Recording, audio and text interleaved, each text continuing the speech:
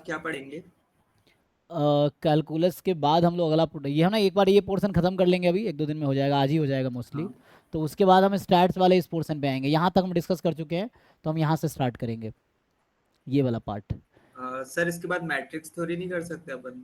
कर सकते हैं, वो भी कोई दिक्कत नहीं है, है ना, वही कर सकते क्योंकि हैं। सर मतलब वो सबके लेक्चर्स बचे होंगे, काफी सारे लोगों ने बाद में बैच ज्वाइन किया है ना, तो हाँ, पुराने वालों को अभी तक गो थ्रू नहीं किया है पूरी तरीके से।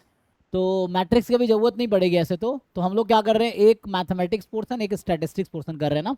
जैसे अभी हमने जब बैच, आपने रिकॉर्डिंग देखोगे एकलव्या 1 का, तो यहाँ से स्टार्ट किया था, तो यहाँ से यहाँ तक कंप्लीट किया, ये वाला कंप्लीट हो गया, फिर हम यहाँ पे आ गए, फिर यहाँ पे आ गए, एक वाला पार्ट हमने ये कंप्लीट किया। और उसके बाद अभी हम ये सोच रहे हैं कि जैसे एक ये वाला पैराग्राफ ख़त्म कर ले, मान लीजिए यहाँ से लेके यहाँ से स्टार्ट करके ये वाला पैराग्राफ मान लो यहाँ तक ख़त्म कर ले, ये भी इंक्लूडिंग दिस थिंग, सो यहाँ तक मान लो कंप्लीट कर ले। उसके बाद फिर हम यहाँ पे आए मैट्रिक्स पे। सो मैट्रिक्स अगर ख़त्म कर लेंगे तो मैथ्स पोर्शन इतना ही है, तो मैथ्स पोर्शन में ये है कि सर ये, मैथ्स बस यही है, मैट्रिक्स और कैलकुलस? हाँ मैथ्स पोर्शन, ये आगे से स्टैटिस्टिक्स है। जैसे मैथमेटिक्स पोर्शन से 25 मार्क्स के क्वेश्चन आएंगे, तो ये मैथ्स पोर्शन में कैलकुलस और मैट्रिक्स थ्योरी दो ही टॉपिक है बस। तो एक टॉपिक खत्म हो रहा है, दूसरा टॉपिक अभी स्टार्ट करेंगे एक बार स्टैट्स पोर्शन करने के बाद। तो ये अराउंड 25 मार्क्स के अप्रॉक्स आते हैं।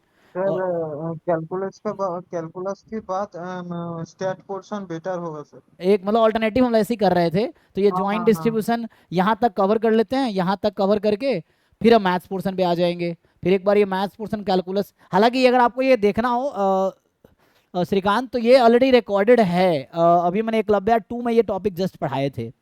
सो आप चाहो तो वहाँ से एक बार गो थ्रू हो सकते हो, जब मैं ये पढ़ाऊंगा तो आपका रिवीजन हो जाएगा, ये भी कर सकते हो आप। नहीं, एक्चुअली सर मेरे रैंडम वेरिएबल के लेक्चर्स बचे हैं अभी, अच्छा मतलब आप मैंने उसको, बैच लेट ज्वाइन किया था ना, तो मेरा वो ओ मेंटालिटी है कि मतलब जब आप मैट्रिक्स थ्योरी अगर कर दोगे तो फिर अपन सेम पेज पे आ जाएंगे। अच्छा, तो मतलब जब तक मैं मैट्रिक्स थ्योरी पढ़ाऊंगा जब तक आप पूरा रैंडम वेरिएबल कंप्लीट कर लोगे। हाँ, यस सर, ये हाँ, सोच रहा सेम था मैं। प्रॉब्लम मेरे साथ भी है। मतलब हम भी लेक्चर कंप्लीट कर रहे हैं, तो आप अगर इधर मैट्रिक्स थ्योरी पढ़ाएंगे ना, तो हाँ, उधर मेरा ये प्रोबेबिलिटी वाला पार्ट खत्म हो जाएगा जितना आपने कवर किया है। अभी तो आई थिंक हम 20 से लेक्चर पहुंचे हैं। तो पूरा मैथ्स पोर्शन कंप्लीट हो जाएगा एक साथ, ये है, तो ये मैथ्स पोर्शन कंप्लीट हो जाएगा। मुझे कोई दिक्कत नहीं है, मुझे तो पूरा कोर्स, क्योंकि मुझे तो पूरा कोर्स पढ़ाना है, तो कोई दिक्कत नहीं है।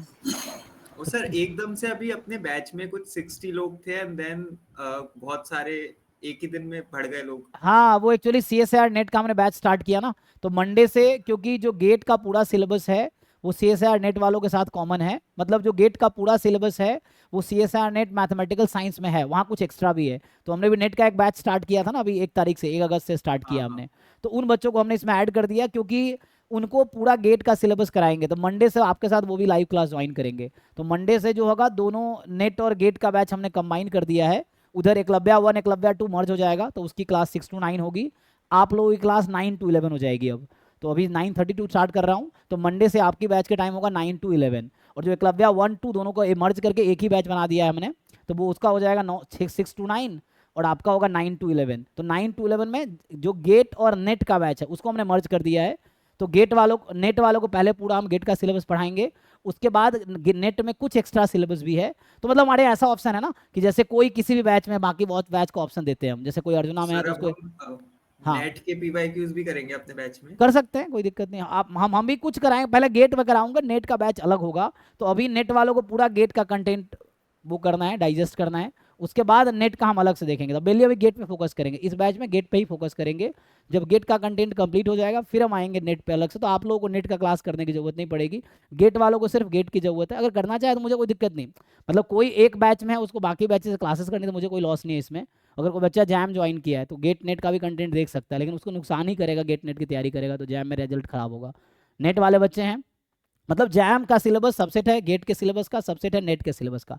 नेट का सिलेबस बहुत वास्ट है, बहुत ज़्यादा है, जैम का सिलेबस कम है। जैम में जो है वो सब गेट में है, गेट में बहुत चीज़ एक्स्ट्रा भी है, लाइक जैसे ये मैथ्स पोर्शन तो ऑलमोस्ट सेम है, एक्स्ट्रा ये सब है। जैसे रिग्रेशन एनालिसिस जैम में नहीं है, गेट में है। मल्टीवेरिएट गेट में है, जैम में नहीं है। नॉन पैरामेट्रिक गेट में है, जैम में नहीं है। ये है जैम में भी, ये भी जैम में है। स्टोकेस्टिक प्रोसेस गेट में है, जैम में नहीं है। तो जैम का पूरा सिलेबस गेट में है, गेट में कुछ चीज़ें एक्स्ट्रा है, जैसे यूनिफॉर्म कॉन्टिन्यूटी गेट में है, जैम में नहीं है। तो इस तरह कुछ टॉपिक्स हैं, जैसे डायरेक्शनल डेरिवेटिव गेट में है, जैम में नहीं है। तो गेट में कुछ टॉपिक एक्स्ट्रा है, तो जैम वालों को पूरा, गेट वालों को पूरा जैम तो करना ही है। तो पिछले साल मैंने जैम गेट का एक ही बैच पढ़ाए थे, पहले जैम का पूरा सिलेबस करा दिया था, फिर उसके बाद मैंने गेट वालों का अलग से बैच लॉन्च करके फिर गेट का एक्स्ट्रा सिलेबस कराए थे। इस बार मैंने जैम का 2 बैच अलग चला रहा हूँ, एकलव्या 1 एकलव्या 2, जो कि मंडे से मर्ज हो जाएगा, तो एक ही बैच हो जाएगा वो। और अभी नेट और गेट का जो बैच मैंने, नेट का बैच 1 अगस्त से लॉन्च किया है, तो वो नेट और गेट का बैच अभी मर्ज हो जाएगा।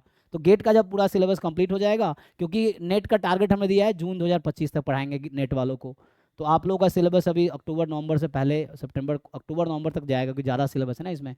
अगस्त सितंबर तक जैम वालों का हो जाना चाहिए, सितंबर अक्टूबर, तो आपका थोड़ा आगे जाएगा, अक्टूबर नवंबर तक जाएगा।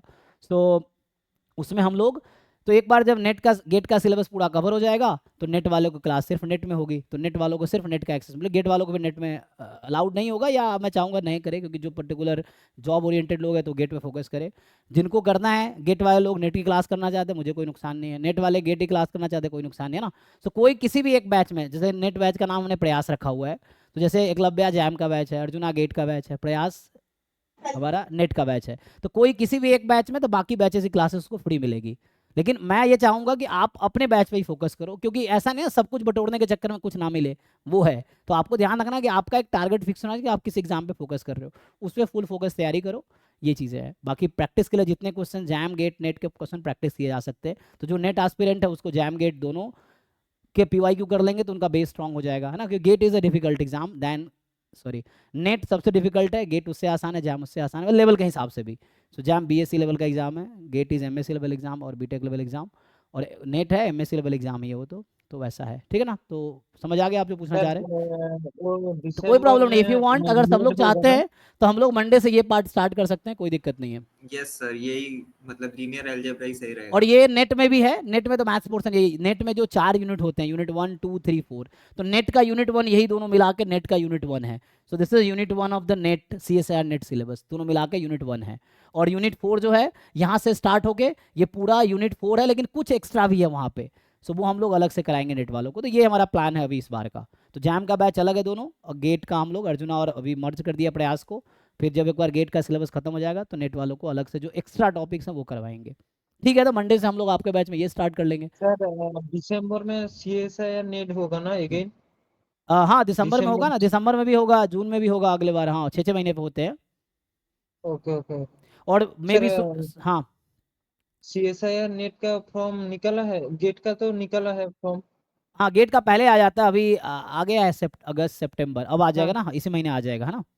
हाँ हाँ अभी हाँ। अगस्त चल रहा मैं है, अगस्त सितंबर अगले महीने में आएगा, सितंबर में शायद। CSIR net, CSIR net sir. Net अभी नहीं आता, वो भी अगले महीने में, सितंबर अक्टूबर में आएगा, अक्टूबर में अराउंड आएगा। Okay okay. हाँ थैंक यू सर। हाँ हाँ हाँ, तो वो आप चेक करते रहेंगे तो उससे हो जाएगा। जो गेट के बच्चे तैयारी कर रहे हैं उनसे नेट की तैयारी भी आपकी हो रही है, मैं ये बोल रहा हूँ। जो गेट का पूरा सिलेबस है अराउंड, वहाँ पे आप देखोगे यूनिट 1 और 4 में, तो अराउंड वो 80 to 90% सिलेबस कवर करता है, 10-20% एक्स्ट्रा है नेट में यूनिट 1 यूनिट 4, क्योंकि स्टैट्स वाले जो बच्चे उनसे एक्सपेक्ट किया जाता है कि 1-4 तो करे, बाकी भी कर सकते हैं, है ना। 4 यूनिट में डिवाइडेड है सिलेबस। सो ये चीज़ है। तो गेट का पूरा सिलेबस, जैसे जैम का फुल सिलेबस गेट में अराउंड 65% है, 65 to 70% है, 15 मार्क्स एप्टीट्यूड है, तो ये मिला के 80% हो जाता है, 20% एक्स्ट्रा है गेट में। मतलब जैम फुल सिलेबस गेट में 65% कंट्रीब्यूशन है, गेट में 15 मार्क्स एप्टीट्यूड है, तो मिलके 80 हो गया, और 20 मार्क्स एक्स्ट्रा सिलेबस है दैन जैम। गेट का फुल सिलेबस नेट का अराउंड 80-90% सिलेबस कवर करता है यूनिट 1-4 का, ठीक है, जो स्टैटिस्टिक बैकग्राउंड के लोग हैं। तो बाकी 10% अलग से 10-20% मुझे कराना पड़ेगा। नेट के लिए फिर से आप कैलकुलस पढ़ाएंगे ये सब? किसमें? नेट के लिए फिर से आप कैलकुलस पढ़ाएंगे? हाँ हाँ बिल्कुल, फिर से पढ़ाएंगे अगर बच्चे कहेंगे, उधर रिकॉर्डिंग, क्योंकि एक्सेस तो है ही उनको, क्योंकि हमने किसी भी एक बैच वालों को बाकी बैच के रिकॉर्डिंग का एक्सेस है, तो वो तो देख ही सकते हैं, लेकिन हम लोग दोबारा वहाँ कराएंगे, क्योंकि वहाँ जो एक्स्ट्रा होगा उसको दोबारा कराएंगे। तो मंडे से मैं यही स्टार्ट करता हूँ, तो इससे ये फायदा होगा आपका मैथ। वेक्टर भी करवाएंगे नेट वाले में, वेक्टर भी कभी करवाएंगे नहीं, क्या? जब यहाँ करवा दिए दोबारा नहीं कराएंगे, या देखेंगे बच्चों के हिसाब से। Vector sir, vector calculus. अरे भाई वेक्टर कैलकुलस, इसमें वेक्टर कैलकुलस उसमें है नहीं नेट में, तो उसके कराने की जरूरत नहीं है, नेट में भी नहीं है, जैम में भी नहीं है, गेट में भी नहीं है, वेक्टर कैलकुलस कहीं नहीं है ना, जैम गेट नेट किसी में, जैम स्टैट्स गेट स्टैट्स और नेट का जो मैथमेटिक्स वहाँ भी नहीं है, वेक्टर कैलकुलस नहीं है, ठीक है। वेक्टर स्पेस है सर। हाँ वेक्टर स्पेस यहाँ पे, यहाँ भी है वो, तो देखिए वेक्टर स्पेस तो इसमें भी होगा, सब स्पेस यही तो है वेक्टर स्पेस, वेक्टर कैलकुलस अलग हो गया, वेक्टर स्पेस यही तो है, सब स्पेसेस, तो वेक्टर स्पेस ही तो है ये। ठीक है, row space, column space, this is a vector space, यही subspace is a vector space, subspace vector space का सबसेट है ना। सर वहाँ ओडी पीडी सब रहता है नेट कहाँ में। पे? नेट में हाँ, तो नेट में आपको नेट के सिलेबस को समझना पड़ेगा, वही तो मैं समझा रहा था अभी कि नेट का सिलेबस चार यूनिट में डिवाइडेड है। यूनिट 1 में रियल एनालिसिस जो कैलकुलस यहाँ पे है, और लीनियर अलजेब्रा जिसको इसने मैट्रिक्स थ्योरी लिखा है, ये लीनियर अलजेब्रा है, ये वाला रियल एनालिसिस है जिसको यहाँ कैलकुलस लिखा है। तो ये यूनिट 1 है। यूनिट 2 में वहाँ आता है group theory, complex analysis, complex analysis. तो ये है यूनिट 2 जो हमारा उससे कोई रिलेशन नहीं, मैं पढ़ाऊंगा भी नहीं, कोई और फैकल्टी अगर मैं हायर करता हूँ तो पढ़ाएंगे, वरना हमने उसका प्रॉमिस भी नहीं किया लोगों को। तीसरा यूनिट है ओडी पीडी इंटीग्रल इक्वेशन, ये है जो कि मैं नहीं पढ़ाऊंगा, अगर कोई फैकल्टी हायर करूंगा पढ़ाएंगे, वरना उसका हमने प्रॉमिस नहीं किया है। फोर्थ जो यूनिट है वो स्टैटिस्टिक्स पोर्शन है। तो यही है कि यहाँ से स्टार्ट करके जो यूनिट 4 है, तो ये प्रोबेबिलिटी से लेके ये पूरा है अराउंड ये, तो ये अराउंड 80% वहाँ पे है, तो 20% एक्स्ट्रा वहाँ टॉपिक है, सो वो हम अलग से कराएंगे। तो हमने जो नेट का बैच स्टार्ट किया है ये बोल के स्टार्ट किया है कि यूनिट 1 कराएंगे जिसमें रियल और लीनियर है, जो कि यहाँ कैलकुलस मैट्रिक्स थ्योरी है, और जो यूनिट 4 है स्टैटिस्टिक्स पोर्शन, वहाँ स्टैटिस्टिक्स एंड ऑपरेशन रिसर्च है, तो वो यही है जो एक्स्ट्रा आपका स्टैटिस्टिक्स पोर्शन है।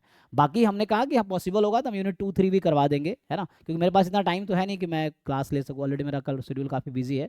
सो बट यूनिट 2 3 हम देखेंगे, अगर बच्चे बोलेंगे, अगर इंटरेस्टेड होंगे, क्योंकि मैं स्टैट्स वालों को ऐसे भी ओडीपीडी में थोड़ा मुश्किल आएगी, लेकिन करना चाहे तो मुश्किल कुछ नहीं है ना, तो वो है, वो तो हम अलग बात है। तो मेनली CSR नेट में हम लोग यूनिट 1 यूनिट 4 करा रहे हैं, जिसका फीस हमने 10,000 लिया है, जो गेट जैम नेट मेरा तीनों का फीस 10,000 है ना, तो ये है। बाकी एक बैच में कोई बच्चा है तो बाकी बैच का भी रिकॉर्डिंग मिलेगा, लाइव कर सकता है, तो उसमें मुझे कोई लॉस नहीं है, ठीक है ना। लेकिन ये है कि आप अपने बैच में फोकस करो, बेटर है। ठीक है जी, तो स्टार्ट करते हैं। तो हम लोग तो ठीक है, अभी मंडे से यही कर लेंगे, तो इससे फायदा ये होगा पूरा मैथ्स पोर्शन कंप्लीट हो जाएगा, ठीक है। Yes sir. चलिए, बाकी जो लोग जिनका बैकअप चल रहा है तो वो आप पहले ये वाला पार्ट कंप्लीट, क्योंकि यूनिवेरिएट केस था, ये सिंगल रैंडम वेरिएबल है और ये डबल रैंडम वेरिएबल आएगा, तो सिंगल वाले में दिक्कत होगा तो डबल में, यहाँ 2 रैंडम वेरिएबल 3 इस तरह से आएंगे, तो डबल इंटीग्रेशन ट्रिपल इंटीग्रेशन इसमें आएगा एक्सपेक्टेशन निकालने में। जैसे वहाँ पे एक्सपेक्टेशन निकालने में सिंगल इंटीग्रेशन आता है EX इंटीग्रेशन XFX, तो यहाँ डबल इंटीग्रेशन आएगा x1 x2 का फंक्शन और फिर fx1 fx2, मतलब 2 वेरिएबल के फंक्शन आएंगे, fx1 2 वेरिएबल के फंक्शन होंगे, तो वहाँ डबल इंटीग्रेशन होगा। ठीक है, कोई प्रॉब्लम नहीं है। सिलेबस तो पूरा मुझे कराना ही है 100%, गेट का 100% सिलेबस कराएंगे आपको हम, जैम का भी करा रहे हैं, गेट का भी, नेट का भी हम 100% कराएंगे, लेकिन यूनिट 1 यूनिट 4 तो 100% कराएंगे। 2 3 का हम देखेंगे कि अगर पॉसिबिलिटी हुई, टाइम रहा, कोई फैकल्टी ले पाए तो हम करवाएंगे, ये है। अगर बच्चे इंटरेस्टेड हुए तो करवा देंगे, उसमें कोई दिक्कत नहीं है। ठीक है, हम लोग स्टार्ट करते हैं आगे। तो कल हम डबल इंटीग्रेशन कर रहे थे, थोड़ा उसी को कंटिन्यू करते हैं, फिर थर्ड इंटीग्रेशन